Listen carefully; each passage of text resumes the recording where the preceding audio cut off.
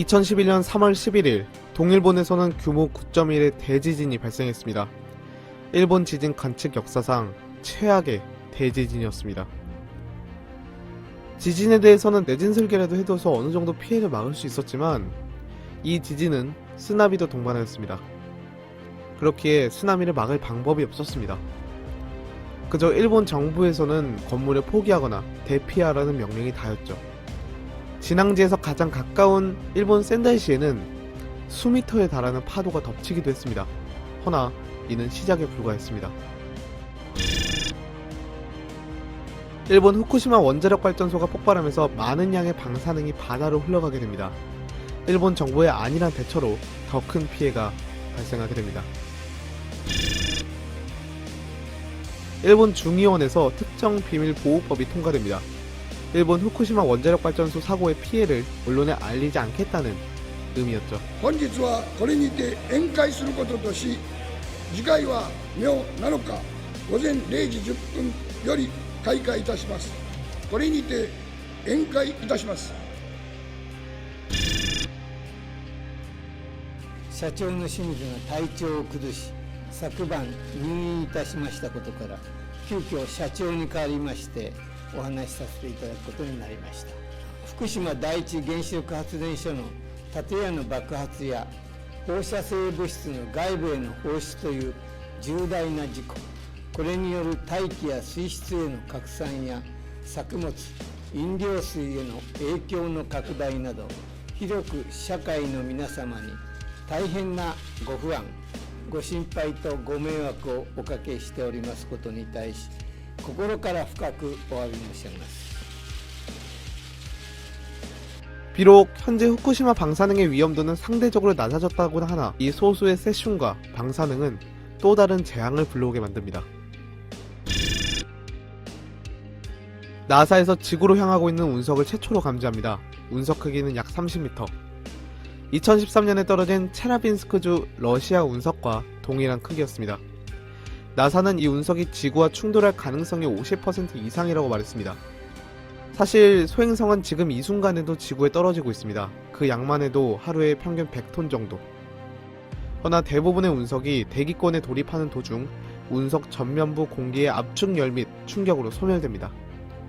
나사에서 발표한 운석은 30m 크기였는데 대기권을 돌입하는데 충분히 온전한 상태로 유지되어 지구에 충격을 가할 수 있는 크기였습니다. 나사에서 이 소행성이 생각보다 빠른 속도로 지구로 향하고 있다는 것을 밝힙니다. 지구의 중력의 영향이라고 하기에는 너무 빠른 속도였습니다. 나사 관계자들이 이 소행성의 속도가 빨라진 것에 대해 골머리를 앓습니다. 나사는 10월 20일에 운석과 충돌할 것이라고 밝힙니다. 그래서 지도를 하나 공개하는데요. 북위 43도에서 남위 43도의 지도였습니다. 바로 운석의 추락 예상 지점이었습니다. 운석이 마침내 지구에 추락합니다. 모든 언론이 이를 앞다투어 보도하게 됩니다. 그리고 운석은 일본 미야기현 먼바다에 떨어지게 됩니다. 생각보다 큰 피해가 없었으나 운석이 대기권을 돌파하면서 발생한 폭발 때문에 미야기현에 있던 건물들의 창문이 깨지거나 어선이 뒤집히는 등의 사고가 발생합니다. 센다이에서 낚시를 하던 사람들이 갯지렁이 같은 것에 물립니다. 그리고 이 사람들은 얼마 지나지 않아 고열을 동반한 몸살 감기에 걸리게 됩니다. 그리고 이 감기는 하나씩 전염이 되기 시작합니다. 인류는 5000년간 발전을 거듭하면서 현재는 지구 전체를 하루 만에 돌 수 있는 교통수단을 발명했습니다. 이 말은 전염병이 발생한다면 엄청 많은 인명피해가 발생할 수 있다는 의미이기도 했습니다. 감기에 걸린 이들은 병원으로 가 진료를 받습니다. 허나 병원에서는 일반 감기로 치부하고 일반 감기와 똑같은 진단을 내고 약을 내주죠. 마침내 4일간의 잠복기가 지나고 이들은 모습이 점차 변하기 시작합니다. 이성을 잃기도 했고 피부가 나가 떨어지기도 했습니다. 그리고 이들과 같이 지냈던 사람들도 모습이 변하기 시작했습니다. 우리가 아는 좀비들의 모습이었죠. 근데 이상했습니다. 좀비에게 물리지 않아도 전염이 되었던 것이죠. 이 이유는 간단했습니다. 이 좀비 바이러스의 초기 전염 매개체가 피나 타액이 체내에 들어와서 발생한 것이 아니라 공기였기 때문이죠.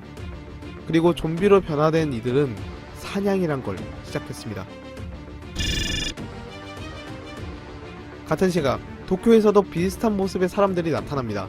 일본 전역이 동시다발적으로 공격을 받습니다.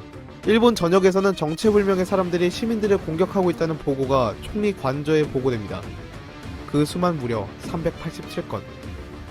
도쿄, 미야기현, 이바라키현, 도치기현, 군바현 등 8개 현이나 도 지역에서 공격을 받았다는 보고였습니다. 이런 심상치 않은 사태를 보고받은 국가위기관리 상황실은 믿을 수 없는 보고서를 받게 됩니다. 그 보고서의 내용은 좀비라는 생물체가 시민들을 공격한다는 것이었죠. 그러나 이런 사실은 정부 강요들에게 무의미한 보고였습니다. 상식적으로 발생할 수 없다는 판단이었죠. 하지만 영상과 사진, 심지어 일본 야후의 검색어에서도 좀비라는 의미를 찾을 수 있었습니다. 그러나 관료주의가 깊이 내포되어 있던 일본 강요들은 이를 가볍게 무시합니다. 긴 논쟁이 계속해서 진행됩니다. 그리고 상식선의 원인을 찾게 됩니다. 도쿄에 있는 한 정신병원에서 정신병자들이 탈주했다는 보고가 도착했던 것입니다. 그리고 이를 처리하기 위해 경찰력을 동원하여 강제 진압 후 수용시설로 이전하겠다라는 내용을 논의하는데 국토교통성 장관 이시 게이이치가 강요회의에서 좀비일 가능성이 있다고 말합니다. 그리고 각 부서에 검토를 요청한다고 말합니다. 그러나 국토교통성 장관의 말은 농담이라고 치부되며 무시당합니다. 강요회에서는 정신병자 진압작전에 경찰력을 대거 동원한다는 내용이 결정되었으나 또 다른 보고가 도착합니다. 정체불명의 사람들이, 행인을 공격하는 사람들이 점차 늘고 있다는 보고였습니다. 도쿄와 인접하지 않은 지역인 주코쿠나 시코쿠 지역에서도 이와 비슷한 현상이 발생했다고 보고가 들어옵니다. 일본 정부는 1995년에 있었던 옴진리교 도쿄 지하철 살인가스 살포 사건과 비슷한 테러 사건이 발생했다고 추측을 합니다. 한 지역에서 발생하는 것이 아니라 전국에 동시다발적으로 발생했기 때문입니다. 보고서에 의하면 사망자는 100여 명을 넘어섰고 부상자는 2천여 명에 달한다는 보고가 들었습니다. 허나 실제와는 매우 달랐습니다. 이미 감염자가 3천여 명을 넘어섰고 어떤 한 마을은 초토화됐기 때문입니다. 보고서와 실제와 다른 이유는 일본의 관료주의의 문제에 있었습니다. 일본은 문서주의에 입각한 관료주의를 채택하고 있어서 갑작스런 사고에 유연하게 대처할 수가 없는 시스템입니다. 따라서 피해는 더 심각해졌죠. 이와 비슷한 사례로 후쿠시마 원자력 발전소 사고가 있습니다. 거기다가 혈액 등으로 발생하는 전염뿐만 아니라 공기로 인한 전염도 있었기 때문에 전염자는 기하급수적으로 늘기 시작했습니다. 이와 같은 테러에 일본 정부는 경찰 병력을 준비시키고 내각정보조사실이라는 정보기관을 통하여 이런 테러를 저지르는 테러 단체들을 조사하게 됩니다. 허나 이상했습니다. 일본 내에는 이런 동시다발적으로 테러를 일으킬 만한 테러 단체가 없었기 때문입니다. 야쿠자도 배제하지 않고 조사했으나 야쿠자는 이런 일을 저지르지 않을 것이다 라는 것이 내각정보조사실의 판단이었고 옴진리교나 일본 적군파의 세력은 너무나도 약했습니다. 그리고 내각정보조사실은 이상한 보고서를 상부에 올립니다. 아무래도 좀비에 의한 공격인 것 같다는 보고서였습니다. 그것 외에는 답이 없었습니다. 이것을 저지를만 하고 현장에서 보이는 테러 행위가 마치 좀비와도 같았기 때문입니다. 그리고 동시다발적으로 테러가 발생하는 것이 좀비 외에는 설명이 안 된다는 것이었습니다. 하지만 이를 작성하는 내각정보원들도 믿을 수가 없었죠. 실제로 좀비가 발생했다니, 영화에서나 보던 좀비가 실제로 발생했다는 것이 믿을 수 없었던 것입니다. 아무튼 이 보고서는 일본 강요회의에 제출됩니다. 그래서 내각정보조사실은 계속해서 조사를 시작하죠. 좀비 보고서는 강요회의에 도착하자마자 강요회의는 술렁이기 시작했습니다. 터무니없는 보고서라는 말부터 신중하게 좀비에 대한 대응을 시작해야 한다는 말까지 열띤 논쟁이 이루어집니다. 그 사이에 수만으로 늘어난 감염자들은 사람들을 때로 공격하기 시작합니다. 그리고 무전 하나가 도착합니다. 이를 진압하고 있던 진압경찰들이 감염자들을 진압하는 데 실패하고 있었고 군을 파견해달라는 요청이었습니다. 이로 인하여 아베 총리는 좀비에 의한 공격을 최종 판단하고 이를 수습하기 위해 대응팀을 꾸립니다. 그리고 아베 총리는 이를 진압하기 위해 자위대를 준비시킵니다. 자위대는 국가의 방위를 담당하는 준군사 조직입니다. 다른 나라를 침공하진 못하지만 자국이 공격을 받았거나 자국 내에 반란, 폭동 등이 발생했을 때 이를 진압할 수 있는 명분이 생깁니다. 아베 총리가 이를 준비시키자 통합망료장, 우리나라로 따지면 합동참모본부의 의장격인 가와노 가치토시 통합 막료장이 화들짝 놀라면서 아베 총리를 말립니다. 좀비에 의한 공격이 확실시되지 않은 상태에서 성급하게 자위대를 투입하게 되면 한국과 중국이 군대를 움직인 것에 대해 국제적인 비난을 받을 수 있을 것이고, 국내적으로는 과도한 공권력의 이용으로 장기적으로는 선거에 질 수 있다는 말을 하게 됩니다. 이렇게 무의미한 토론이 지속되는 가운데 가까운 나라에서 최초의 감염자가 발생하게 됩니다. 일본과 가장 가까운 이웃나라인 한국에서는 이를 예의주시합니다. 좀비든 테러단체든 국내에서 피해를 줄 수 있기 때문입니다. 한국에 있는 항구, 공항 등의 보안 상태가 경계 단계로 격상됩니다. 그때 2015년 메르스 사태 때 설치되었던 열 화상 카메라에 유난히 열이 돋던 한 사람이 감지됩니다. 일본인이었죠. 감기 기운이 있던 그는 인천공항에서 쉴 새 없이 재채기를 합니다. 모두가 그를 지켜볼 정도로 말이죠. 그리고 그는 센다이에 있었던 최초의 감염자처럼 모습이 변하기 시작합니다. 한국에서의 최초의 감염자였죠. 그리고 그는 인천에서 사냥을 시작했습니다. 같은 시각 서울에서도 비슷한 모습의 사람들이 나타나기 시작했습니다. 일본과 한국은 매우 가까운 나라입니다. 정치적으로는 멀지는 몰라도 민간적인 부분에서는 정말로 많은 교류가 있습니다. 작년만 해도 방한과 방위를 합친 관광객 수가 1000만 명이 넘었습니다. 이는 전염병이 발생한다면 빠르게 전파가 가능할 수 있다는 말입니다. 거기다가 전염력이 높은 편이어서 그 전파 속도는 배가 됩니다. 세계보건기구인 WHO에서는 일본과 한국에서 발생하고 있는 전염 사태에 대해 예의주시합니다.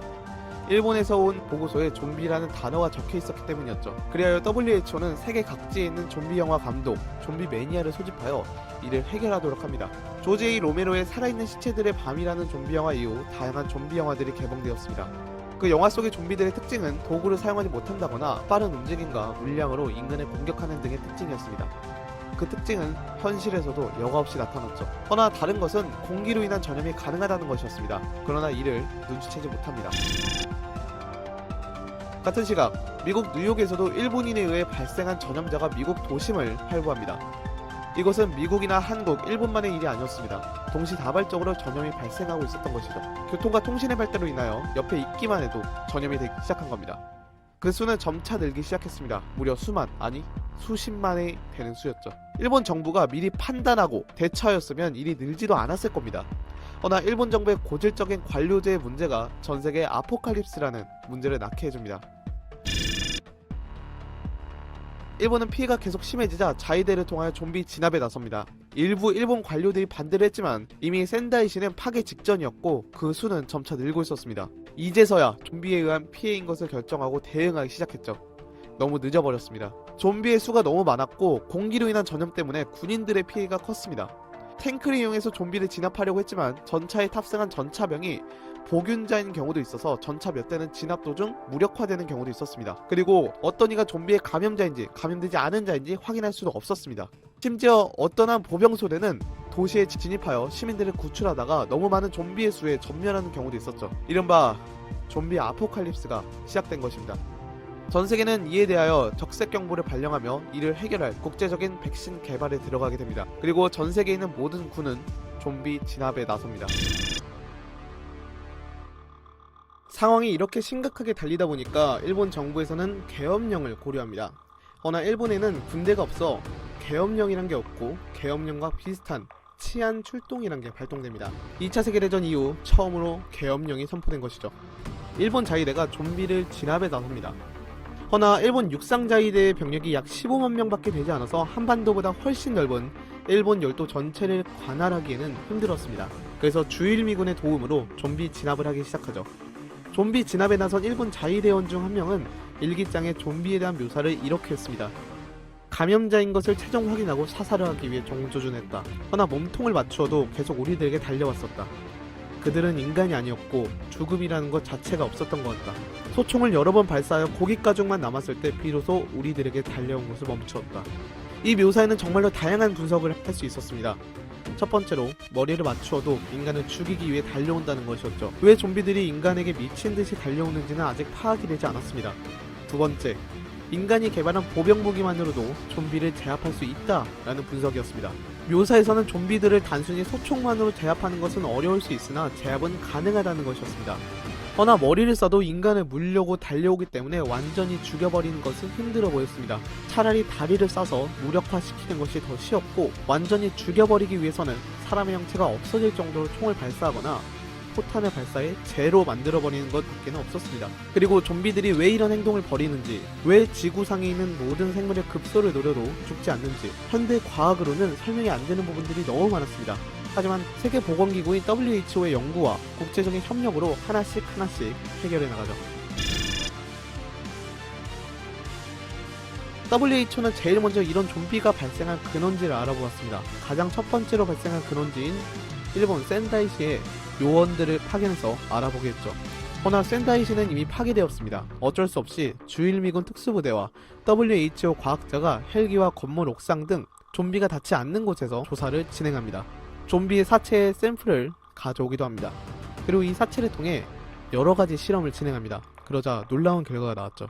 이 좀비의 원인은 바이러스였고, 이 바이러스에서 방사능이 발견됐다는 것입니다. 현재까지 바이러스 등에서 방사능이 발견됐다는 것은 한 번도 보고가 되지 않았습니다.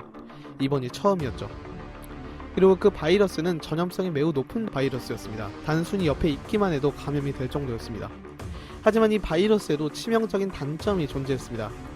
숙주가 죽어버리면 이 바이러스도 금세 소멸된다는 것이었습니다. 2차 피해가 없다는 말이었죠. 이는 곧 군대가 빠르게 좀비 진압을 한다면 이 사태를 막을 수 있다는 이야기이기도 했습니다. WHO는 연구를 계속 진행합니다. 그리고 각 군은 좀비를 진압하기 시작하죠. 전국에서도 좀비 사태가 동시다발적으로 발생하자 문재인 대통령은 계엄령을 선포합니다. 일본에서 발생한 좀비 사태로 확대될 수 있다는 판단이었죠. 그리고 예비군 동원령이 선포되고 모든 예비군이 지정된 장소로 모이게 됩니다. 각 군은 시민들을 감염자와 비감염자로 분류하고, 감염자가 발견되면 즉시 사살하라는 명령이 떨어집니다. 인간이 만든 화약 무기는 정말로 강력합니다. 15세기에 처음 발명된 총은 많은 발전을 거듭하며 현재는 어마무시한 무기가 되었습니다. 국군은 이 총을 이용하여 힘들지만 좀비를 하나씩 제압해 나갑니다.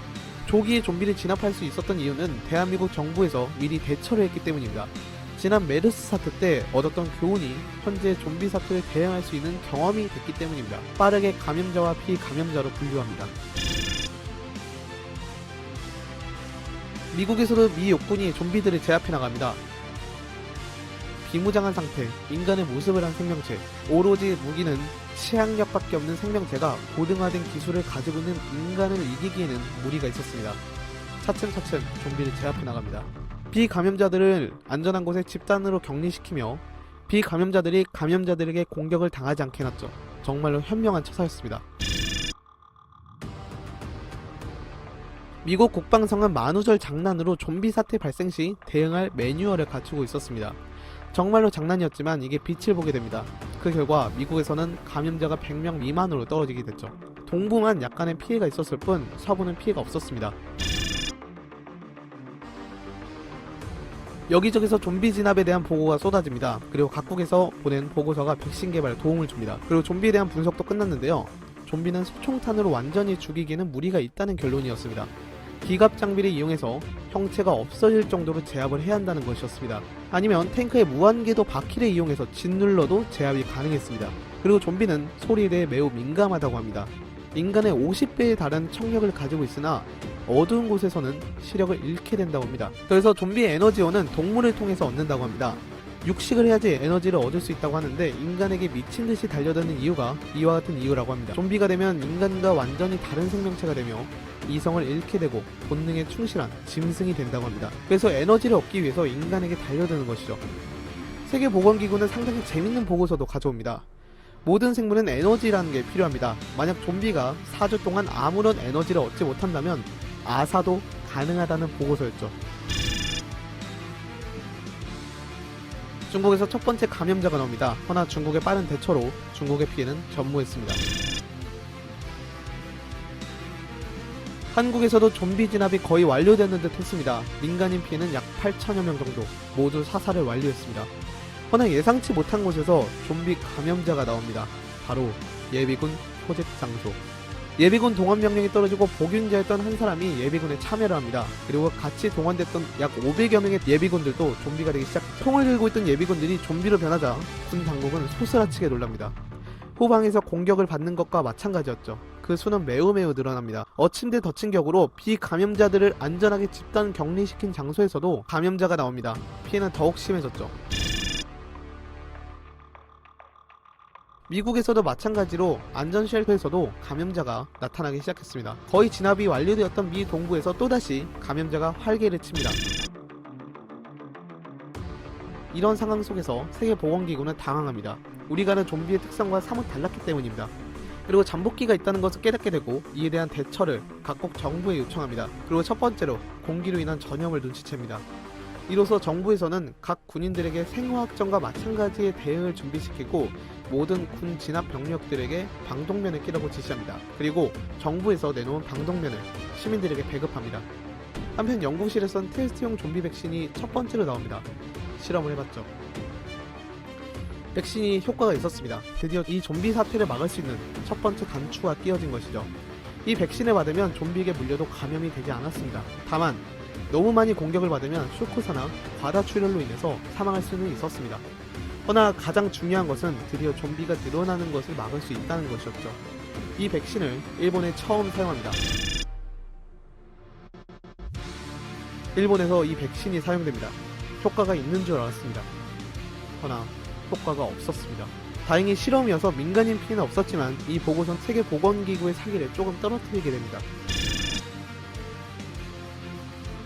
세계보건기구는 일본에서 보내온 보고서를 받고 실망합니다. 하지만 뜻밖의 사실을 알게 됩니다. 이 좀비 바이러스는 감기와 비슷하게 돌연변이가 심하다는 것이었습니다. 이 뜻은 백신을 개발할 수 없다는 의미였죠. 현대의학으로 감기의 백신을 개발하지 못하는 것 다 이유가 있습니다. 그리고 이 좀비 바이러스는 매우 다양하게 돌연변이가 진행 중이었죠. 방법은 지구상에 있는 모든 좀비를 제압하고 더 이상의 좀비가 늘지 않게 비감염자들을 격리시키는 것이었습니다. 한편 좀비 바이러스의 청정지대라고 알려진 중국에서도 좀비 감염자가 최초로 등장합니다. 그 수는 매우 늘어났죠. 공기 중에서 자유롭게 날아다니는 비말 핵이라는 것에 의해 전염이 된다는 것을 한 세계보건기구는 전 세계에 N95 마스크 생산을 요청합니다. N95 마스크는 공기상에 떠다니는 미립자 95% 이상을 차단 가능할 수 있는 특수 마스크였습니다. 이 좀비 바이러스와 돌연변이 된 좀비 바이러스들도 이 N95 마스크에 의해 차폐되었죠. N95 마스크의 수량도 문제가 없었습니다. 사실상 좀비에 의해 피해를 입은 모든 나라, 그리고 지구상에 있는 모든 나라가 전시 상태 혹은 전시를 준비하는 상태였기 때문에 좀 더 빠르게 N95 마스크 생산을 할 수가 있었기 때문이었죠. 물론 N95 마스크를 이용해서 돈놀이를 하는 사람들도 있었습니다. 허나 이들은 정부에 의해 고발 조치당합니다. 좀비 바이러스의 원인을 알게 되고 잠복기와 증상까지 알아내니 그 이유는 매우 순탄했습니다. 하지만 전염 속도가 너무 빨라 일본 동북부 지역은 절멸, 약 200만여 명의 사람들이 좀비화가 진행된 것으로 추측이 되고 있었습니다. 허나 이것은 추정치였기 때문에 더 많은 사람들이 좀비화가 진행된 것으로 확신시되고 있었죠. 너무 늦은 군대의 개입과 관료주의의 폐해, 그리고 좀비 바이러스의 전염 속도와 교통과 통신의 발달이 많은 사람들을 희생하게끔 만든 것입니다. 그리고 여기에 덧붙여 좀비 바이러스에 감염된 것으로 의심되는 환자는 총 500만여 명이었습니다. 고열이 3일 연속으로 발생하고 감기 기운이 있는 환자, 동북부 지역의 출신들의 사람들을 전부 조사한 값이었죠. 이들을 전부 격리 조치하다 보니까 모든 병원과 임시 격리 시설은 마비 상태였습니다. 그리고 일본 정부에서는 컨트롤 센터의 무력화를 막기 위해 대응 주요 부처를 교토 지역으로 이전하였습니다. 전국에는 이미 휴교령이 내려진 지 오래였습니다. 각 학교에 있는 체육관은 격리시설로 바뀌었습니다. 대한민국의 감염자는 약 70만여 명으로 인천광역시를 중심으로 경기도와 서울, 충청남도, 천안에 감염이 집중적으로 발생하고 있었습니다. 한국도 역시 감염 의심 환자들을 격리시설로 격리 조치시킵니다. 물론 공기제어 장치와 차폐 마스크를 이용해서 좀비 바이러스의 공기 전염을 막게 했죠. 사실 공기 전염의 가장 큰 단점은 공기상에 있으면 인간에게 아무런 해가 되지 않는다는 것이었습니다.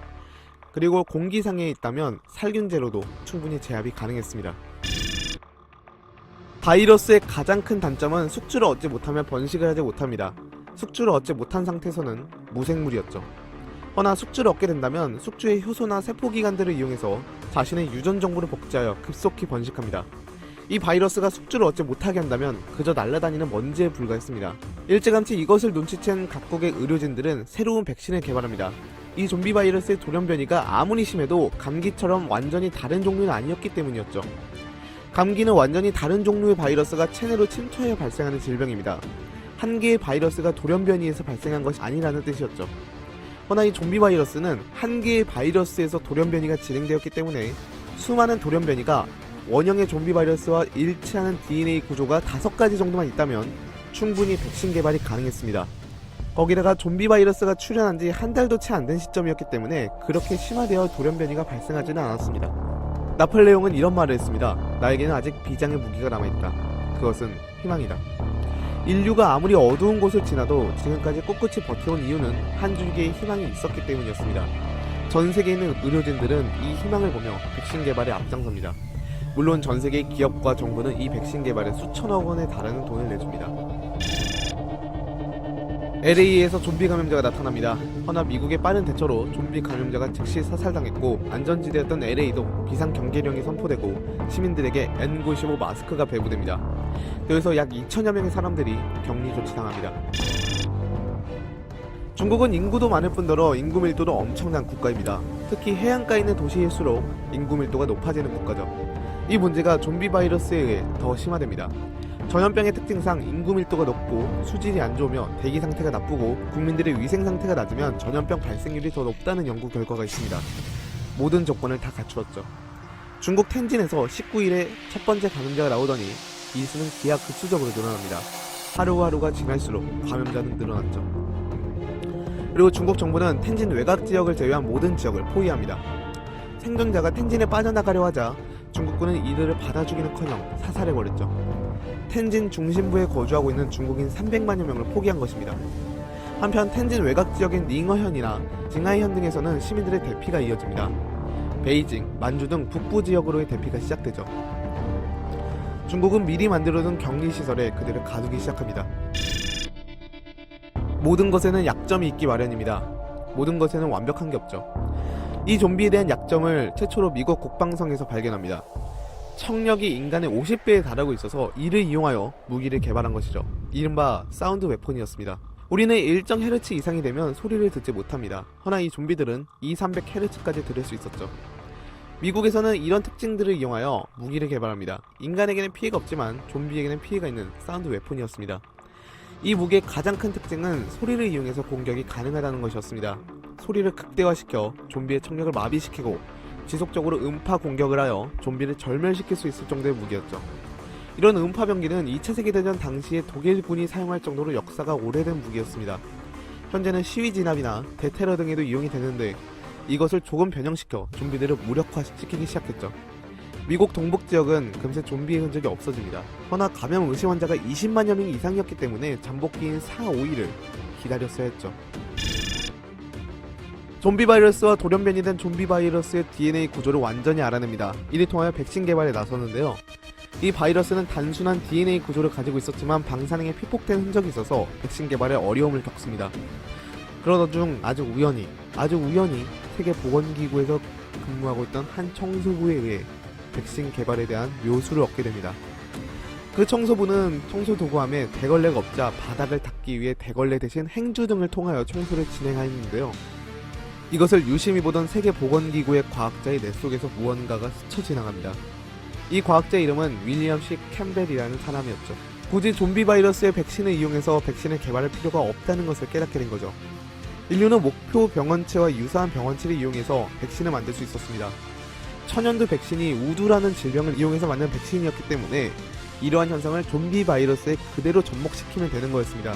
좀비 바이러스와 유사하고 백신이 있는 질병, 바로 광견병이었습니다. 잠복기를 통하여 발생하는 것, 치사율이 100%인 것, 증세가 나타나고 치료 방법이 없는 것, 전염 방식이 숙주의 탈기에 의해 발생하는 것, 대부분의 증상이 좀비 바이러스와 일치했습니다.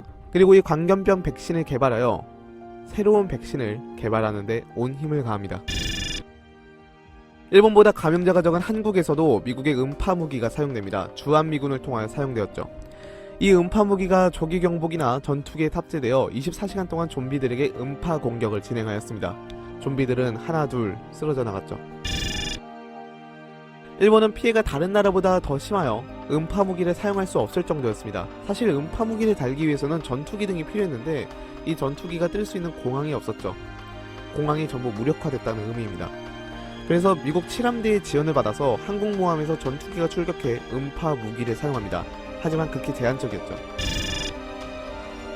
드디어 첫 번째 백신이 개발됩니다. 모든 좀비 바이러스에 효과가 있는 백신이었습니다. 이 백신의 이름은 페니실린을 개발하여 수많은 사람들을 살린 알렉산더 플레밍의 이름과 라틴어로 구원을 의미하는 살루티스라는 단어가 합쳐져 플루티스라는 이름이 붙여지게 되었습니다. 임상실험 등을 모두 통과한 백신이었고 대량 생산만 남았습니다. 허나 이 백신은 광견병 백신을 이용한 백신이었기 때문에 모든 인류에게 접종하기에는 수량이 너무 부족했습니다. 유엔에서는 긴급회의를 열어 세계에 있는 모든 제약회사의 공장에서 이 백신을 생산하라고 결의합니다. 그리고 각국은 강제적으로 모든 제약회사의 공장을 24시간으로 돌려 이 백신을 생산하기 시작합니다. 그리고 이 백신들에게는 생산 우선권이 주어집니다. 매우 빠른 속도로 생산했죠.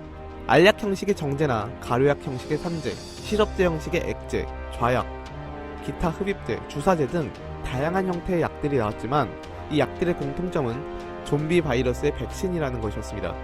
대량 생산이 되자 가격은 싸지게 되었고 정부는 이를 싸게 매입하여 민간에 무료로 뿌리기 시작합니다.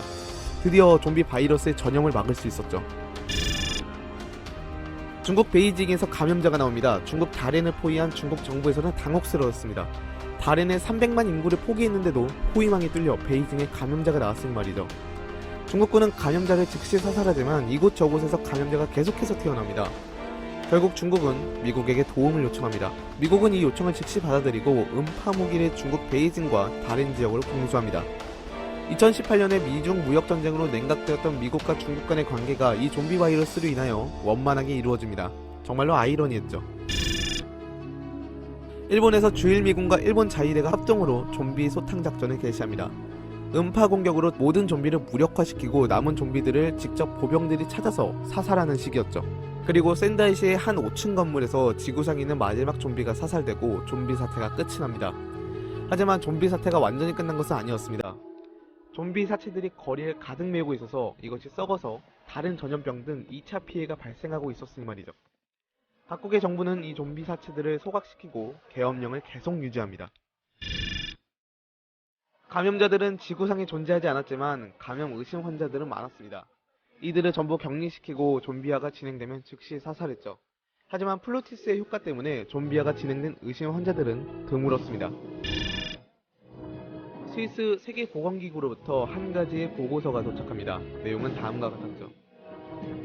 방금 마지막 감염 의심 환자가 일본 히로시마에서 퇴원을 했습니다. 좀비 사태가 끝난 것이었습니다.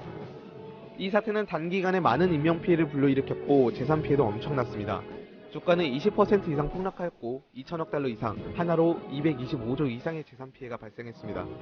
동일본 대지진의 45배 이상의 피해였죠. 인명피해는